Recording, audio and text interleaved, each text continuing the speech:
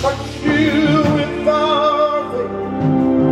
We receive manifestation as we touch you with our faith. We receive manifestation.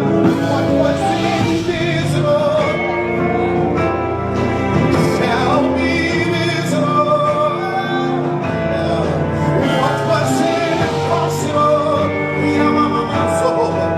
shall be possible. People of faith, let's say, as we touch you with our faith, we receive manifestation.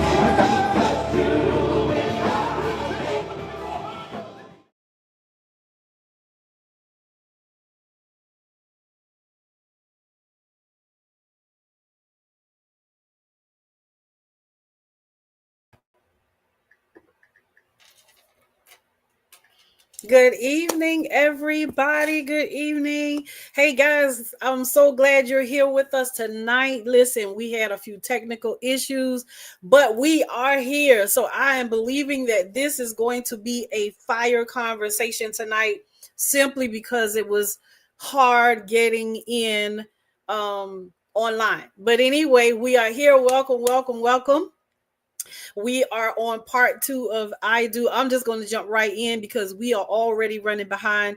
I'm not going to prolong the time because I am so ready to get into this. I'm going to be looking back and forth on the camera and my questions because I want to make sure I don't miss anything. If you have any questions, drop them inside the comment section. And I'm going to do my best to try to look at your questions as well. But I'm going to go ahead with the ones that we already have in front of us. Okay. So last week we had John Michael McKinney, who came and gave the perspective of a single man dating. He gave us some amazing nuggets. He dropped some great wisdom. He gave us awesome advice. He said some things that really snatched a lot of us, our braids, our edges, if we have them or had them. It was a really great podcast. So make sure you go to Destiny Shaker Podcast and go back and watch part 1. But this week we are on part 2, and we have a guest with us tonight. We have Pastor Betty Pierre, who is the pastoring alongside of Apostle Regina Martin in at Embassy Church of South Florida. Hello. That's my go-to person for so many things: travel, word, the prophetic, for prayer, to just listen to me vent. This is the woman I call on. And so this week I wanted us to focus on I Do from the perspective of a married woman. So make sure you share, make sure you tag, do whatever you got to do. Let's get some people in here. I know we're running behind and people was looking for us to be on at 9 and didn't see. So they're probably assuming that we're not on, but we are here. Okay. And so I want to introduce my amazing guest tonight. Pastor Betty is no stranger to a lot of people that's connected to me. She has been one of our prophetic intercessors for the throne room experience. And she will be with us again, but in a different capacity. And I'll share that with you all a little bit later. And then also she serves with her husband alongside, again, Apostle Regina Martin in Embassy of South Florida. Amazing ministry. She also hosts is it every night or is it on specific nights? Every Monday night, but like if we're doing a fast or something else, we'll probably switch it up. But I've told everybody kind of like to come here tonight because we're on. Oh, okay. So then we'll let you. I'm gonna let you go ahead and share about that. But she has an amazing ministry for marriages. She ministers to the wives. She also pray with them, pour into them, and encourage them. So I thought that she would be a perfect fit for tonight. For those of you who do not know, there is a group that I host, and it's called I Do, and it's specifically for single women that desire to marry, preparing for marriage. And so I teach on that platform, that particular page on social media, and it's a private group. So if you would like to be a part of that group, you are more than welcome to send us a request, and we will be glad to allow you into that private community. Anyway, enough talking. Pastor Betty, whoa, come on, tell us a little bit about what's going on with you, with the Facebook page you have. Come on, and then we're going to get right into these juicy questions. Okay. So I mean, she already introduced me, guys. If you know me, you know. I just love love, right? I love love. And I was just a little tad bit of background. I am of the Caribbean, Haitian descent, and I just felt like there was no support, right? There was nothing for us to kind of, they told us to get married. They gave us all the right steps, but the tools were missing to stay married and to have actually a good marriage, right? A lot of people are married, but it's not it's not appeasing to the eye. It doesn't make us want to stay in our marriages, and so and so the Lord kind of impressed upon me, and so I created a Facebook page, and it's called Kingdom Wives Pray. And because prayer is the essential thing, right? We cannot do anything without prayer. We cannot sustain ourselves, our marriage, without prayer. We don't even know what that man wants without prayer, right? We don't know how to really get in, right, not the surface level things, but the deep things, right? Because the deep calleth unto the deep. And the only way we can get deep is to go in God, right? And so we started this group. And so basically we've just been praying for marriages, praying for ourselves, because sometimes we point at the marriage, but it's really self-work that God wants to do in us. And so every Monday night we are on, I wrote also Kingdom Wives Pray book. And I am going to soon be releasing actually a preparing for marriage ebook. So, and of course, I'm going to give it to you, Prophet, so you can share it out and give it to really use it as a tool, really, for the group, if you would like, right? And so, so I'm just doing things in the kingdom, trying to keep kingdom marriages together. I love it. I love it. I love it. So let me start by saying this, because I'm a very transparent person, and the more I say it, the more free I become. Yeah. I've been married 4 times. I got married when I was 19 because I was young, thought I was grown. I wanted to get out my grandmother's house, and he was military, and I was like, this is my ticket out. This is my way out. We were married for 5 years, and I was young. Didn't understand what being a wife was. I thought it was being, the cooking, the cleaning, making sure that he was taken care of. But being that young, not knowing who I am, didn't know what my purpose was. He was young. He didn't know what he wanted. We just was 2 people in love and said, hey, let's get married, without thinking about it. So that lasted 5 years. I was single for a while. After that, probably I'll say about 4 years, and I got married again. Crazy thing, I married someone that spoke no English. How stupid was that? Okay, but anyway, we dated probably about 3 years before we got married, and as soon as we got married, it was like a culture shock for me. When we were dating, that's fine. He's he's Mexican, and so they don't believe that you have all the friends. Everything you do has got to be with them. It's got to be with their family. You can't have a life of your own. You can't work. Basically, he wanted to do all the shopping for me. I don't dress like Mexican women, so that was not going to work. That was already a problem. And then so we just culture clashed, and we tried it. We stayed married for for almost 5 years. That went down the drain. And so at that moment, I realized that there were a lot of things that I needed to do within myself as far as my spiritual walk with God, with Christ, and just to kind of heal from the first marriage, because, even though I was separated, I'm divorced a long time before I met the second husband, there was still some things that I needed to heal from. So I had enough sense, enough wisdom to understand. I went through that process. I'm telling everybody all this because I want people to know, because there are some women who have been married more than once. There are some women who've never been married. There's some women who idolize marriage. And I just want to kind of give a background of who I am so people would know I'm not just this novice. I'm not just on here talking. I created the group because God dropped it in my spirit so heavy. And I had to think about all the things I had to overcome, all the work that I had to do to get to this place, to desire marriage again. As many times as I was married, I still want to be married because I'm me also. I love love. Right. And so when I got married the third time, I was married 15 years to my children's father. And then even after that, I got married a fourth time, but not really going through the healing process of being married to him, who was a very narcissistic person.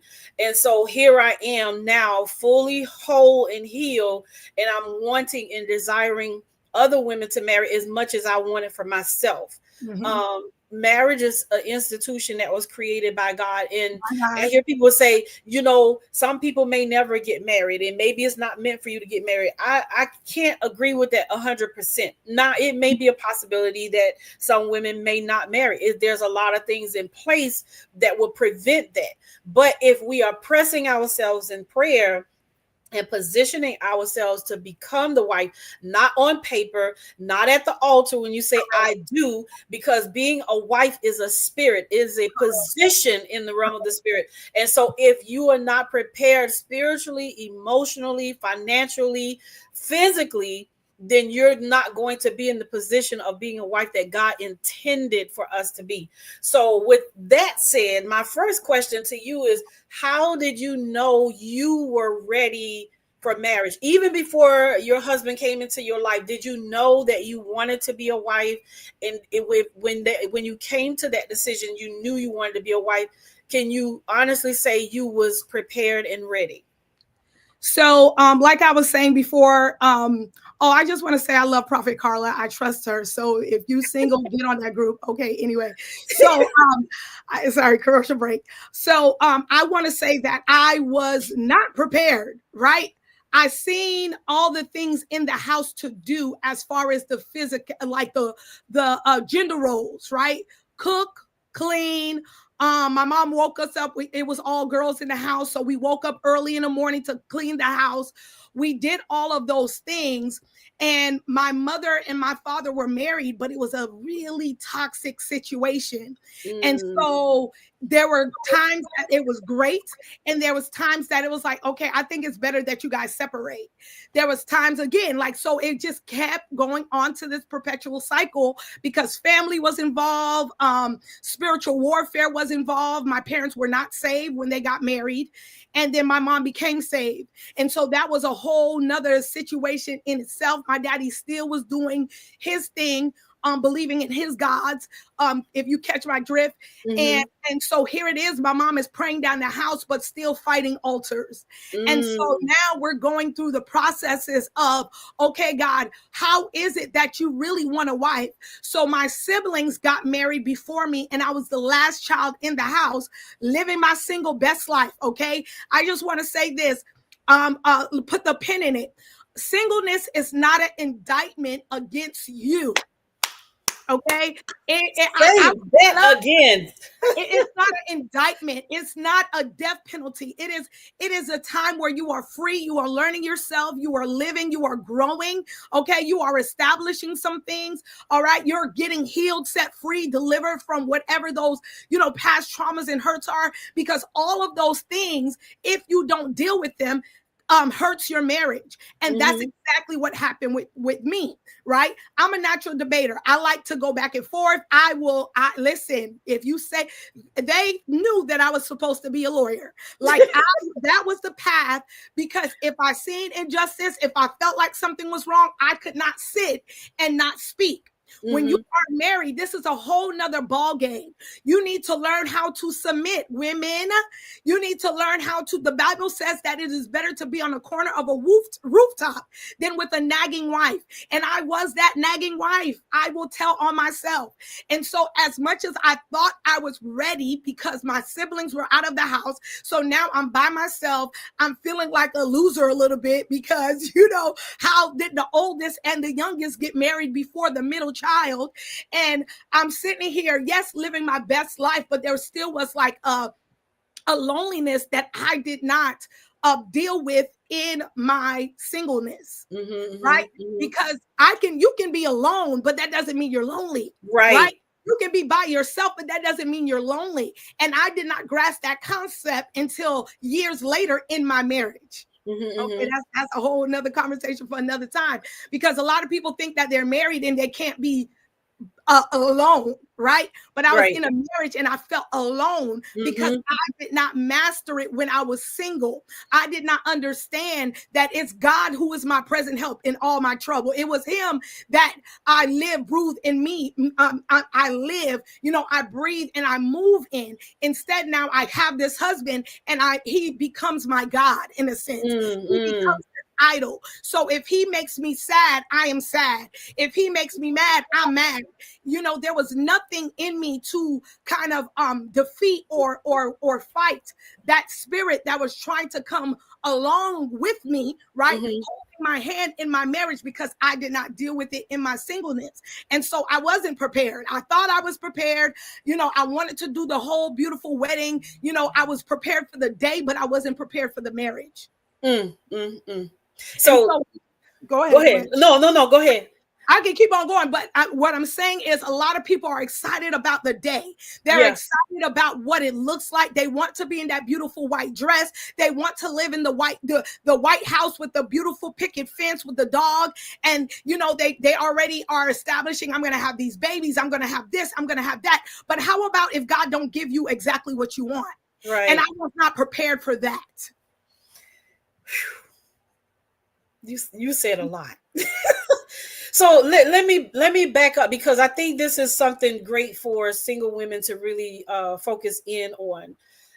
You were talking about your parents and their relationship, and as a young person saying something to your mom in the way of, I think you said, I can't remember what you said. You said to your mom about the relationship being toxic or something like that. My mind went back to the day that my daughter was 10, no, she was 9 years old at the time. And she walked in the room, and just out of nowhere, the Holy Spirit used her. And if a 9-year-old can say this to you, then this is something you should pay attention to. And this ties into everything we're talking about, everybody. She looked me right in my eyes, both of them, and she said, "Mommy, you and Daddy are unhappy. What are you going to do?" A 9-year-old said this. And no, she was 10. And I was like, she really did say something, and it had me thinking, but I didn't give any thought to it. And I think a lot of times when we are so focused on getting married, we don't take the time as single women to look at those moments where we were a fly on the wall. Correct. Like when children are literally flies on the wall, people always say you're to be seen and not heard. So they're watching everything and they're taking in everything. And so a Yep. lot of us may still be single because of us not doing the inner work. I tell the women all the time, God is not going to give you his best when you are still walking in your worst. And Right. so if you can't allow yourself to go through the process of going through childhood traumas, watching other relationships that failed around you as you were growing up, and even your friends around you now, and you're desiring to be married, but you don't see any good marriages around you that you can glean from to say, you know what, at least I have an example, at least I got something in front of me. So when you got to that point where you knew that you needed to do whatever you needed to do for your marriage to get to the place you desire it to be without you having issues, what are some of the things that you realize that you did not overcome when you were single? So number one, I never overcame, that talk back, right? I always felt like I had to defend myself. I never understood what it was to be quiet, right? Everything doesn't deserve a response. So I had no self-control, right? Mm-hmm. And this goes back even into my finances, and I'm talking going back even into my parents' relationship. I saw my parents argue and fight over situations in my head that I looked and I said, man, that could have been avoidable, right? Or because somebody was irrational, right? Or not thinking, they did something that eventually affected everybody in the situation, right? Because when kids and family is involved, everybody is involved, right? I went in thinking that, I'm going to marry this man. No, you're going to marry this man and you also marry the family, right? I went in thinking that it's going to be beautiful. We're going to have the finances. We're not going to go through anything. And then I get into a marriage and, the finances are whack because we didn't do any budget. We didn't even look at the finances prior to marriage. And because I am such a, I just spend. I mean, it was only me. Like, I didn't have I was very selfish, right? So I was prepared. I didn't have control of that. I didn't have control of my, like I said, my mouth. I didn't have control over just my emotions. My emotions were all over the place. And it necessarily wasn't him, but it was the trauma that I experienced before him coming into the marriage. I wasn't healed, right? From the low self-esteem. So now I'm coming into a marriage and I don't know how to act when I see a female probably looking at him, or when I see, somebody probably said something on his social media. It was always a fight. It was always an argument because I wasn't secure in myself, right? I already didn't have any self-control. I was an irrational thinker. If I thought it, I did it. Right? And not in consideration of the people that's going to be affected by me just doing. Okay. And so a lot of these things, I did not conquer as a single person. And I went into the marriage and it was a mess the first 3 to 5 years. Right. And when you're a single person, especially if you live in alone, even if you have a roommate, but majority of us, we live alone. And even if you have a roommate, sometimes roommate is not going to even be honest with you. They'll just go in the room and say, I'm going to let you go and deal with your little whatever, But when you're single, you're alone, you don't have anybody to answer to but yourself. So are you going to tell yourself no? Listen. A single person is going to tell themselves yes every single time. Even knowing the consequences, you're going to say, yeah, I'll suffer and pay for that later. Right. We spend out of our emotions. You don't have a spouse saying, no, you don't need that right now. Right. You just buying it because you feel a certain way. Right. Or you see somebody else with something on, another single woman, you trying to keep up with her. Right. It's a whole lot of things that single women do that we don't really give any thought to. And we don't think it's anything we should pay attention to. Money is something while you're single, get your credit right. Correct. And even if the man comes along and he falls in love with you in a matter of months, your credit ain't straight, be honest. Say, hey, my credit is jacked up. Let me tell you what you're getting yourself into. So it's got to be a balance. Like for me, when I was married to my children's father, he was the one that handled the money.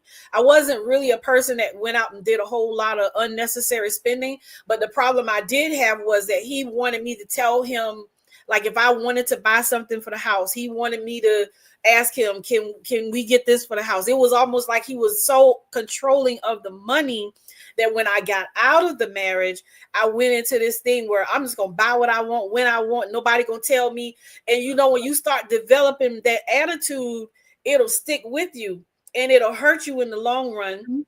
And then when you get married and you got that same mindset, and then you trying to overcome that, you're thinking that person is trying to control you. Right. So what would you say to the single women that don't have self-control? What would be some of the advice or some tips, some things you would tell them that they need to start working on so they don't have a problem going into marriage when they say I do? I would definitely say train yourself, right? Just like we physically train, we spiritually train, like, we're spiritually trained. We're reading our word. We're getting up at certain times to pray. We're getting up at certain times. We're fasting. I would say do the same thing when it comes to your finances, when it comes to your unsubmissive ways, when it comes to just doing things outside of the norm. I remember I had an issue when my husband asked me, hey, where you at? Where you're going? Right? Because I was used to being by myself. And again, if you have triggers or you were in a toxic parent relationship, go find a therapist, a Christian therapist, because the thing is, we don't know that we have a lot of trauma until somebody trigger it. Right. And if you're not a person that's used to a father figure or your father checking on you and say, hey, where you going? Let me know when you get there. When you get a husband, you're going to think he's jealous or he's controlling, but no, he loves you. He wants to protect you. He want to make sure he knows where you are. So if something happens, and being single, that's another thing. You don't have to answer anybody. You can just grab your keys and keep it moving. You go out whenever you want to. You come home 3-4 o'clock in the morning. You don't have nobody sitting on the side of the bed. Where you been? So it's a lot of things. And those things, as a single person, it's not a big deal. But now when you're sharing a space, you're sharing finances, you're sharing your world with someone else, you've got to learn how to manage. Self-control is a fruit of the spirit. Mm-hmm. And the thing is, I used to say this all the time. I think self-control was one of the hardest fruits of the spirit, because it takes discipline. It takes commitment.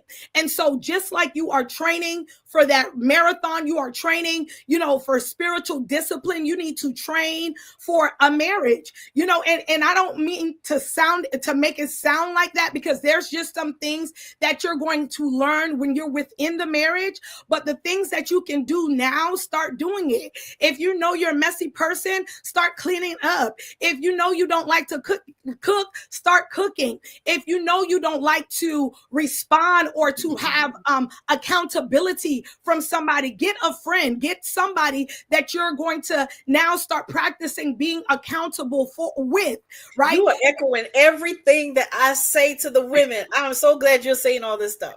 Oh my God. I mean, it's so necessary. If you don't have control of your finances, get a second or third savings account where you can, how you can split your check. You get 50%, 10% goes here, whatever, just so you can, and live off of a budget, not necessarily because you have to, but because you are practicing discipline. You are practicing before you say, I do. If you like to talk back, ask yourself, where does this come from?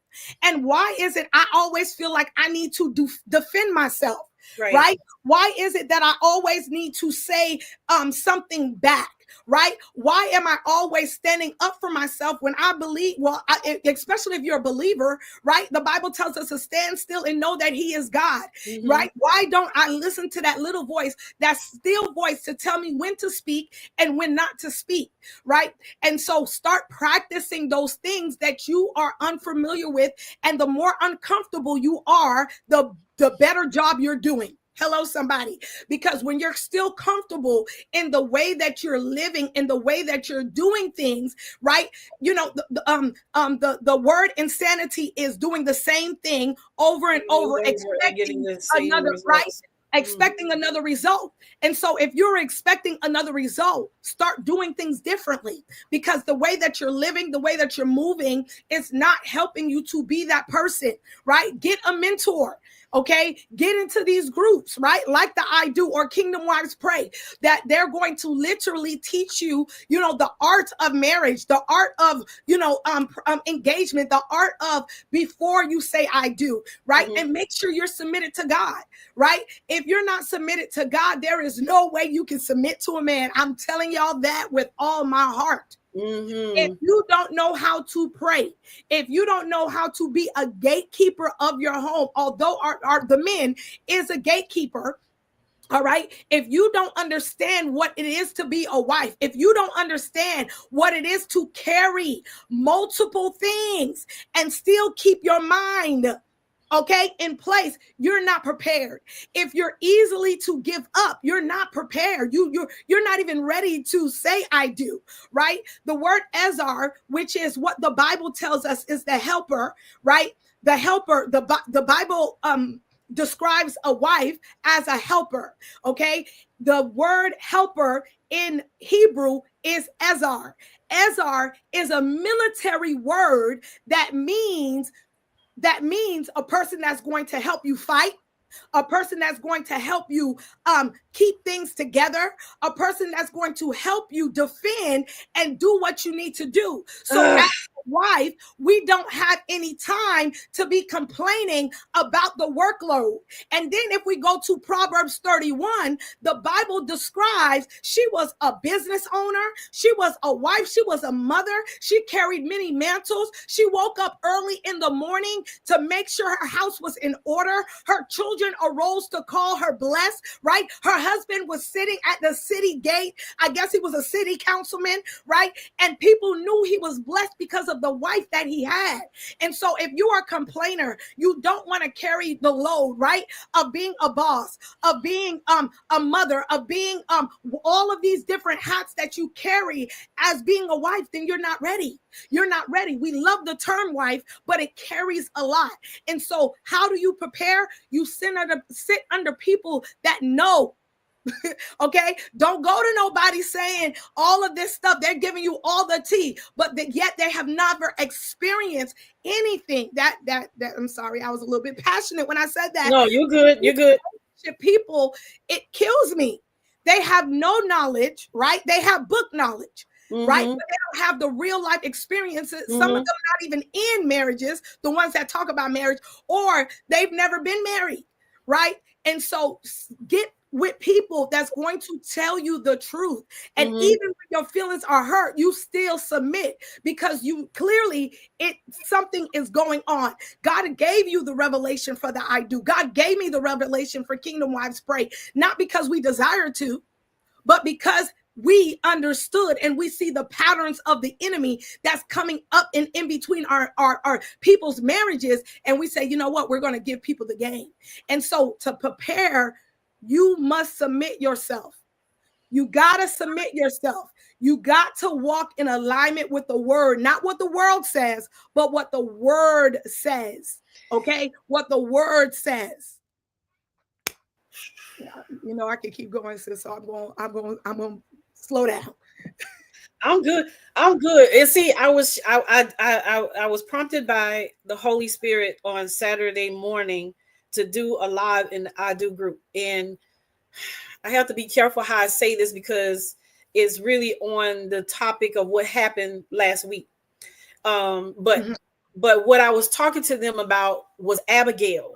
I was explaining to them, when you are a wife, you have to make sure that you have a strong prayer life. And not only that, you have got to cover every area of your husband's life.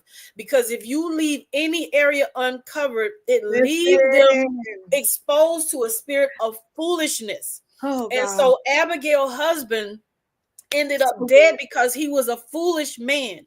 But the lesson with Abigail was that Abigail was a woman that heard that David was on his way to kill her household, her servants, her husband, wipe out all of their resources just to come and take it all. And because she knew that this was a powerful man of war, what did she do? She didn't go to her husband. She went to the resources. She made sure David and his men got everything they needed. And she went on to even say that her husband was foolish. And that was intercession. She interceded on behalf of her household. And not only that, David saw the word you just said. What was it? Izar? Yes. He saw that in her. He saw the warrior. He saw the woman that knew how to pray, that knew how. And not only that, she saw David's David's destiny. If Yes. David had come and did what he did, that would have totally kept him out of what God had prepared and was preparing him to become king. So she recognized him.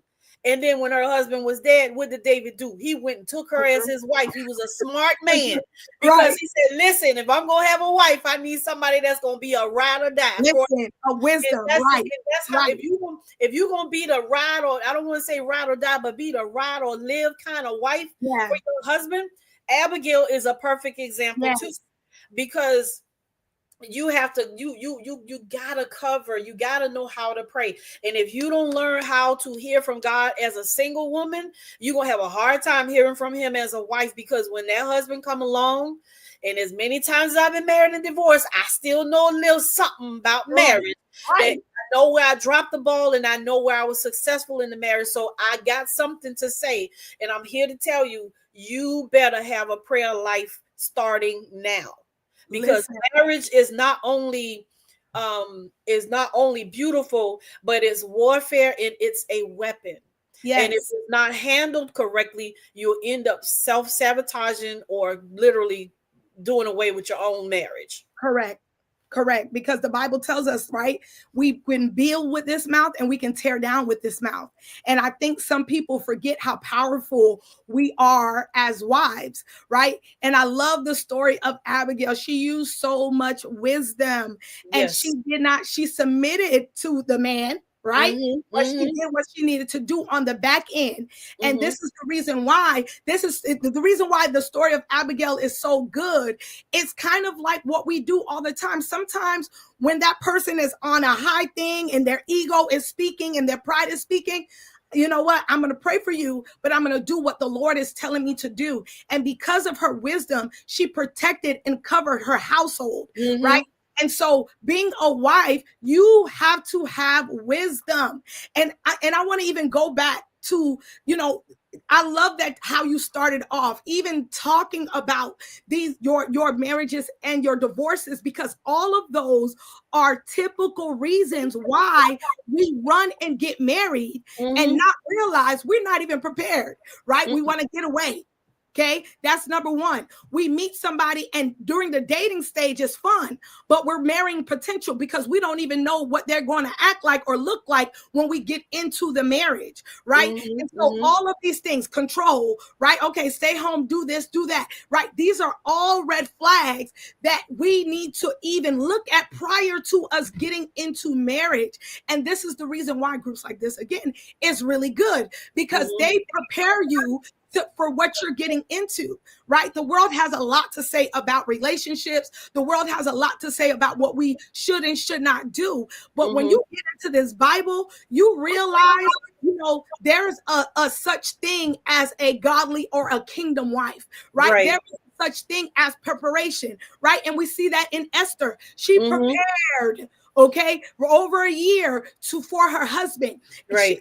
She also understood the assignment, okay? And I think people negate that or neglect that. Every wife in the Word of God had an assignment. Had an assignment. Elizabeth had an assignment. Mary had an assignment, right? All of these wives, when we look at them, Deborah had an assignment, right? All Esther being married to the king had an assignment. Everything culturally went against what they were supposed to do, right? Because Esther was a Jew. She shouldn't even be in the lineup of trying to be a wife to the king. Right. Because of the assignment, God placed her there for such a time as this. And we have to understand, even when you're single, God is placing you and preparing you for such a time. And when that time comes, that destiny just hits, and it's like a rocket and it shoots, right? Because now you are in the mindset, in the mind frame. Because when I was younger, I'm telling you, I'm a different wife now than when I got married. And really, to be honest, what kept us together, it more so was cultural and not necessarily because of love. Now I'm speaking a whole nother story because, no longer I wanted to stay in a marriage, first of all, for just culture. And then when your kids leave, you have no relationship. You don't even know yourself. You don't even know how you built, how you did all of these things. So now, of course, me and my husband is in a whole nother state of mind, right? Because of the maturity, because of the trials, because of the tribulations, because of everything that we had to experience to get to this point. But people are not prepared. They just want to get married. They don't use wisdom. Right. And so the single people, you guys have an advantage to go into the place of building a foundation of what is not a faulty foundation, but a solid foundation to make sure that you are prepared, and even understanding some things are not going to be dealt with. It's not until when you get into the marriage, that's when certain things God is going to really be dealing with certain things. So if that's where that self-discipline needs to come in now while you're single, because I used to pray all the time, God, give me shut your mouth grace, because I know the person I was before I even came to know the Lord. This mouth would rip you to shreds. I would have a man walking around. He would be so confused. He wouldn't know to wind his butt or scratch his watch. That's how bad it would be. But in all honesty, God does not look upon a woman in a good way. He's not pleased with women that's always doing this, tearing the husband down with the mouth and belittling him in public and talking bad about him to other people. I don't care how rotten and horrible my ex-husband was to me. I never dragged him down with anybody, not even my family. We would be out to dinner with friends, and he would have a few drinks and he'd get real loud, and the hood would come out of him. This was my kid's father.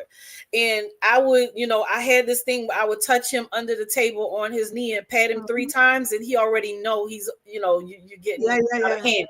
So when he know, if I'll pat him 1 time, he already know he got, he in a safe zone. But if I pat 3 times, he already know he got to bring it in, or I'm going to make the comment, well, it's getting late, so I think we need to head on home because, the kids are there. I'll say something to give him a cue.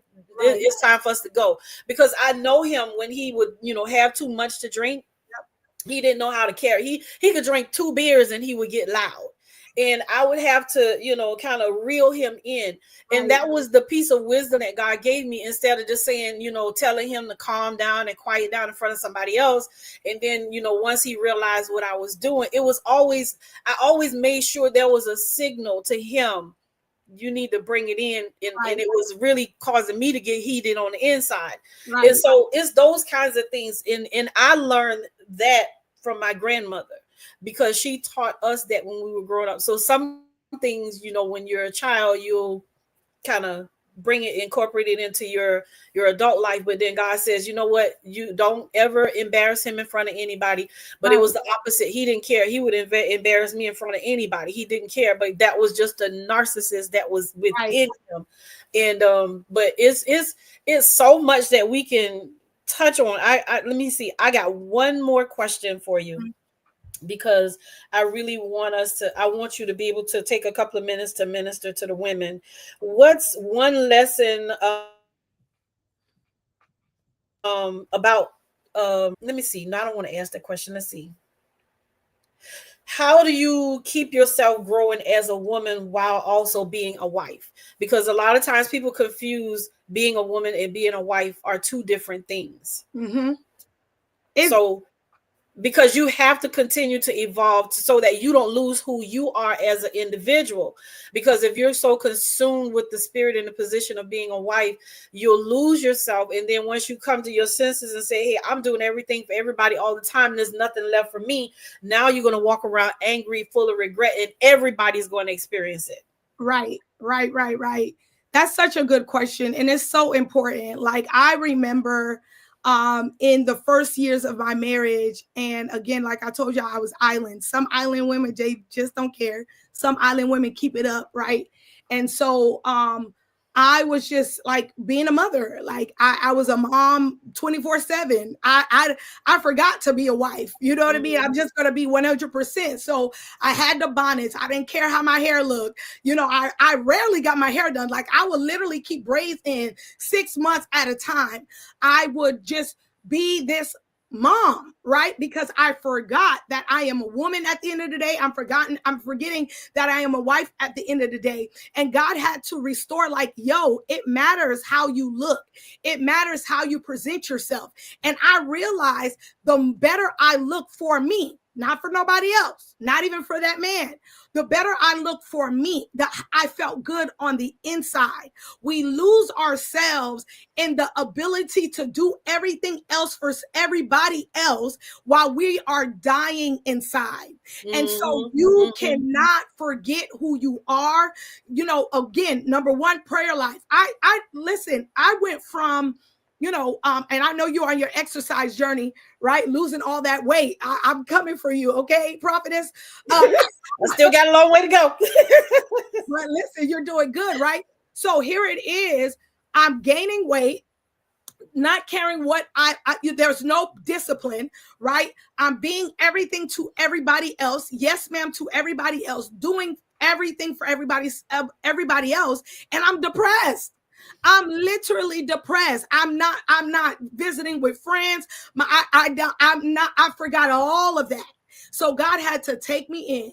One time I was going through, and God, I was praying and I was crying and I was weeping before the Lord, and he gave me strategy. He said, tomorrow, you know, and these are little things that I used to just do for myself. You're going to get up, you're going to go you're going to take those braids down, right? You're going to go get your nails done. You're going to go get your feet done. You're going to find a babysitter, right? Because I was that mom, like, nobody can watch my child. Like, I got to be there. I can't do nothing else, right? You're going to start doing these things for yourself. You're going to go buy you a new dress. You're going to woo-saw, right? You're going to sit in a quiet space with me with no distraction. I had to do all those stuff to get myself together. And beyond that, I had to, you know, he told me to have day dates with girlfriends and allow my husband to have his guy dates with his guy friends, right? Because we were losing ourselves, right? I only became this person. I was nothing else to, you know, I was how the Bible says that you're so spiritual that you're no earthly good. You know, I was losing myself. And so as God began to give me these little things to do that, you know, at a time I felt like there was no need, but there was such a significance, because when you begin to lose yourself, you are no good for nobody else. When you are working with a glass half empty, you cannot pour out to nobody else. And that's what I was doing. I was pouring, and I was getting burnt out. I was getting exhausted because I was not allowing myself to get poured back into. And so as you are going through the motions, you got to remember yourself. The small things that you think is insignificant, or I don't have to, no. I start getting massages quarterly. I start finding a babysitter, just sitting in the quiet by myself at times, maybe going to lunch by myself at times. I started to getting to know me again, right? I didn't necessarily get a therapist, but I got a coach for a little bit. You know, I started to walk in these places, in these things. I started to pick back up my dreams, pick back up my purpose. I started taking classes. I started doing things that I literally put on the back burner because I was so engulfed in being a wife and being a mother. And so these little things help me to make sure you can't forget about yourself. Right. Okay? That's so important to make sure you have all those things in place while you're single. And then when you get married, don't stop doing them. Don't stop. Because whoever comes into your life, they need to know, oh, she knows she has her self-care day. I already know she's going to want to go get her nails done. She's going to want to get her hair done. She's going to want to sit quietly. So I'm just going to go and shoot some ball with the guys or whatever. Even if it means going in another room and you don't have to go in, he don't have to come check on you every 20 minutes. Well, you didn't come in the room and check on me. No, he don't need to. Just learn how to be by yourself. And listen, I'm telling you, it's almost like you've echoed a lot of things that I share with the women in the group. And I'm so honored that God would even allow me to pour into other single women and that they trust me to do that. And so yeah, it really is an honor, and I'm looking forward. And I told him, I said, hey, a lot of you won't be in this group for a long time, because when you get married, we booting you out. So we're gonna send them over to you. Because this group is for single women. And I told him, I said, hey, when I get married, I may train somebody to take over this group, because you gotta have somebody that can relate to where you are. Right. And there's nothing wrong with married women pouring into, single women. And I want to put you on the spot right here. We could talk about this offline, but I'm gonna put you on the spot right now. And I'm planning a retreat in February with the ladies, but something just fell in my spirit to possibly do a retreat where we have an equal number of wives and an equal number of single women. And for that weekend, they can be mirrors to each other. I like it. To have a retreat. So you don't have to listen. You ain't got to say nothing to me to travel. So like, so that's something I'm going to talk to you about. So, but I know you usually host your marriage events around that time. But we'll talk. But it don't even have to be in February. It could be another time. But that is something I really think we all can benefit from, especially single women, hearing other married women pour into them, whether they have a fiance or not. But then also the single woman can remind the married woman what it feels like to be an individual again. Right. And so I think both parties have something that they can offer to each other. But I'm going to give you the last 2 or 3 minutes to minister to the women what you feel in your spirit that's going to speak directly to the single women. I know we have some married women on here, but we're biased tonight, ladies. We just want to pour into the single women. There are a couple of women that I have spoken with where they feel like it's never going to happen because of their age. They don't have children. They've never been married. People are saying the dating pool is dirty. And I believe part of that. And then again, there's a part of me that don't receive that, because there is someone for us. And like I said, God is not going to give his best to our worst. So we have to get to a place where we are ready to receive the best that God has for us individually. So can you just speak to that woman who just feel like it's never going to happen for me, and then and just like put a little more gasoline on the fire for those who do believe that they will marry? And that's good. I love that. First and foremost, I want to say, like I said before, that singleness is not an indictment. I truly believe that God knows exactly the timing, the purpose, the everything that he needs you to address before you can get married. I truly believe that there is somebody for everybody. I believe that we're relational beings, right? Mm-hmm. Adam was in the garden by himself. The Lord could have left Adam by himself, but he said it's not good for man to be alone. And so he put him in a deep sleep, and he took out a woman out of his rib. And so I believe that there is somebody for everybody. Mm-hmm. But I also believe that when you are positioning yourself, you cannot go into sometimes your familiar territory. I believe that sometimes, I had 3 young women that got online and they got married, right? I believe that sometimes the traditional way in the 21st century is not necessarily the only way. Mm-hmm. And I think, and I believe that sometimes when we shrink our mind or we limit our mind to this city and this state, you don't know what God can do. Now, I'm not trying to uproot y'all out of y'all churches, out of y'all this, out of y'all that.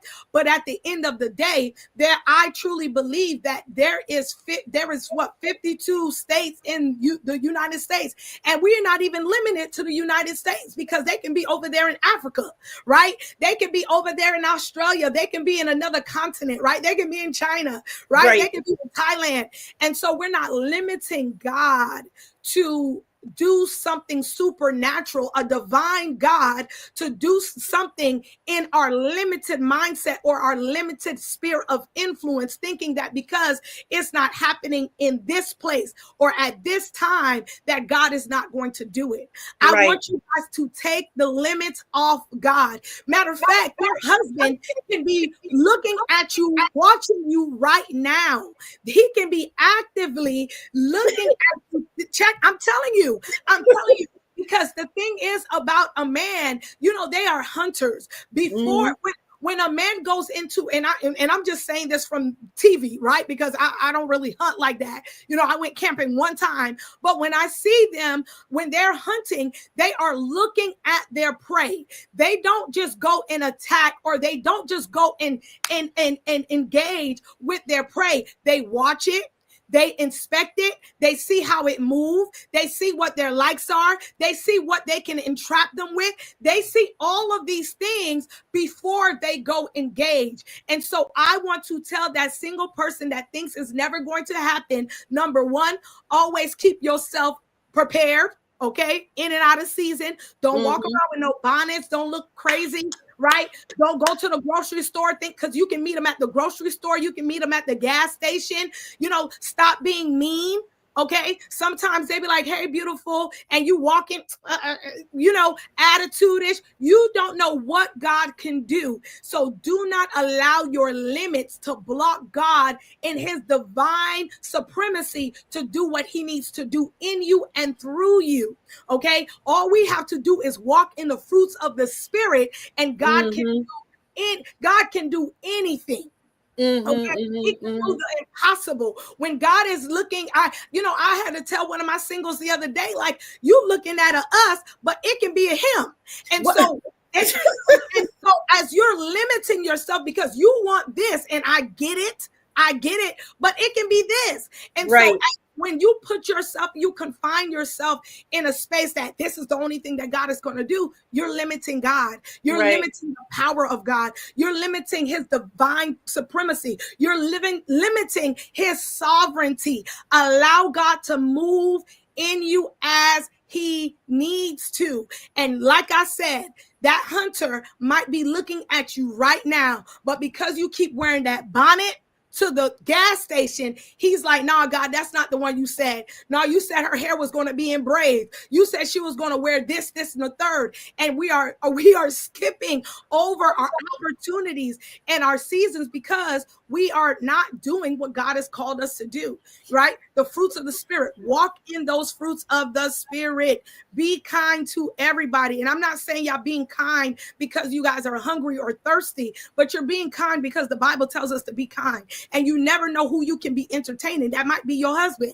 But because you are so nasty, you're so dismissive, that person was like, nah, that ain't for me, right? So walk in the fruits of the Spirit. Walk in the fruits of the Spirit. God does everything in order and in time and for purpose, on purpose. And so take the limits off of him. Take the limits off yourself. Stop doubting yourself. Become more disciplined. Do what you need to do. If you don't like something, change it, right? If you're feeling, insecure about something, get the help that you need, right? And do what you need to do, because when he comes, it's not a 50-50 thing. A long time ago, we used to say, 50-50. No.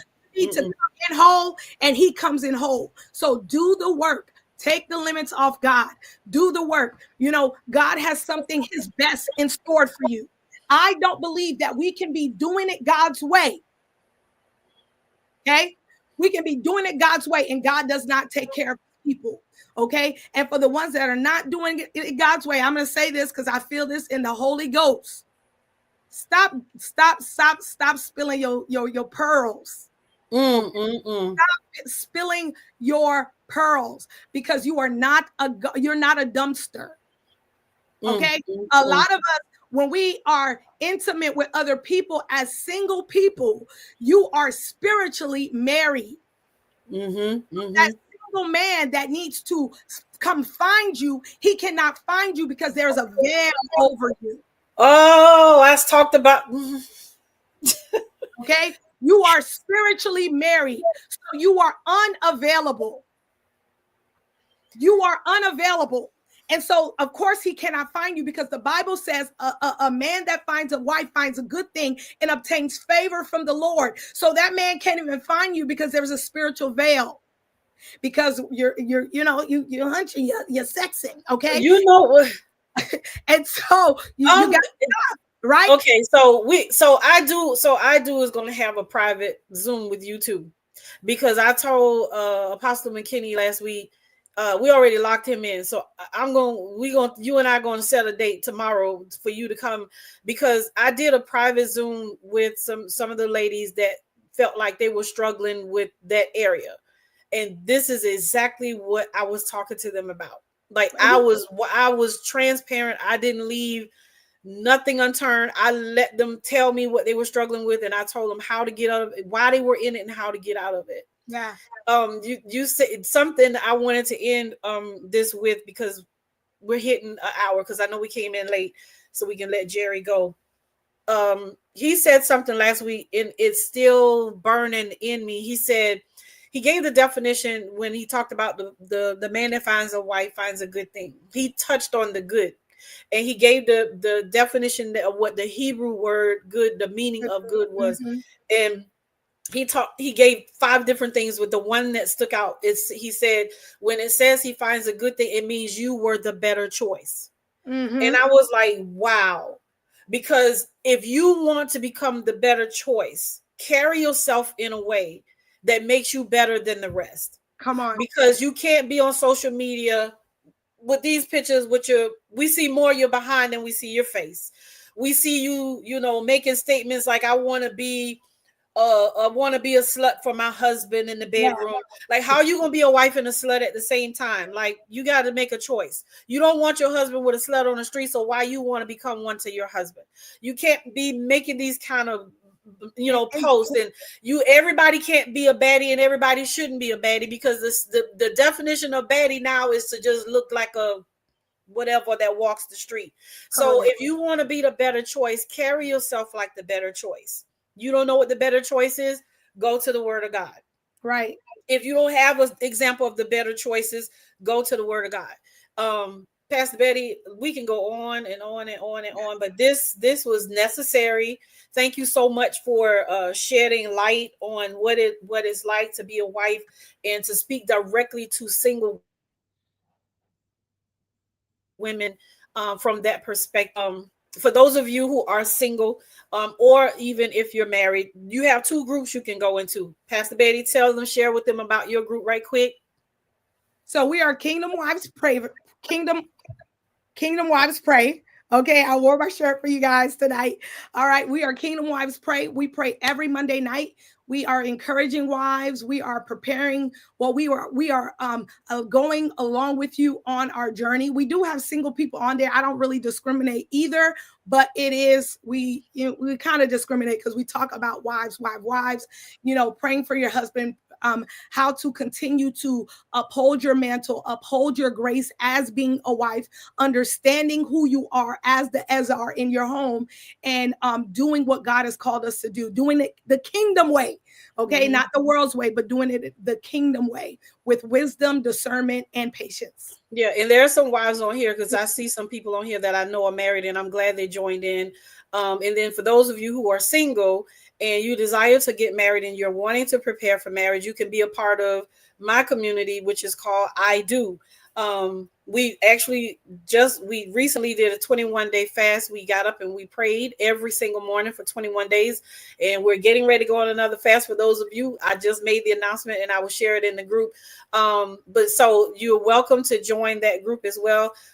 What other platforms can they follow you on? And what's your, give them everything they need to know about you so they can follow you.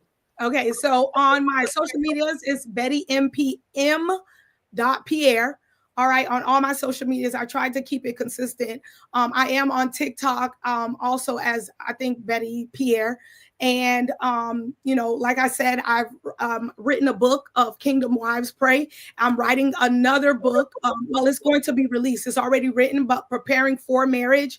So you can follow me on every platform. If you want to email me, my email is hello@bettympiere.org.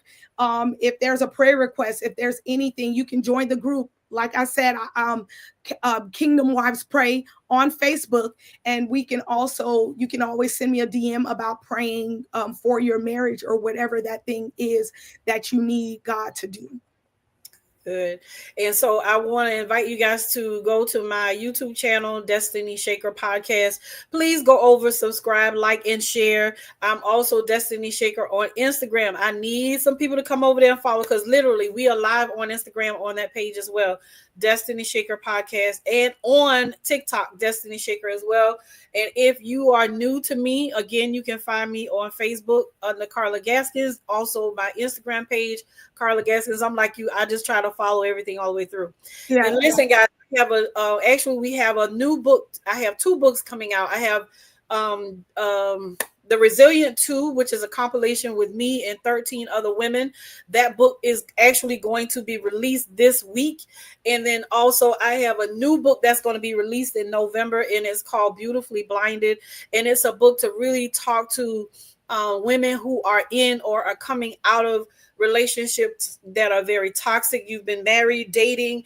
This isn't just for men. Women are narcissists as well. So I talk about the spirit of a narcissist, and I kind of share the journey of how I ended up in a toxic relationship by going back to my childhood so that I can help people recognize how you got into those relationships and what you need to do to come out. And so, with that being said, thank you so much for being with us tonight with part 2 of I Do for Destiny Shaker Podcast. I love you so much, and thank you again for being here. Tell your family thank you, your husband for sharing, and even your group. Thank you guys for sharing with us, sharing her with us tonight, because I know she's normally over on that other side of the platform. But in any case, I want to say thank you so much. And guys, join us next week. We have Fred Jones, Pastor Fred Jones out of Florida, who's going to be with us. If you don't know who he is, go look for him on social media, all platforms. Fred Jones. Listen, he is always going viral for the word that he have for single women, and he's coming and he's going to be very raw. I promise you, he's going to give you everything you need to know, what you probably think you don't want to know about yourself. But we will be back next week, Destiny Shaker part 3 to I Do, and we will end it here. Thank you so much, Pastor Betty. Thank you, Jerry, for being patient. Good night, everybody. I love y'all, and see y'all next week. Go to YouTube and get subscribed, like, and share Destiny Shaker Podcast. Good night, everybody.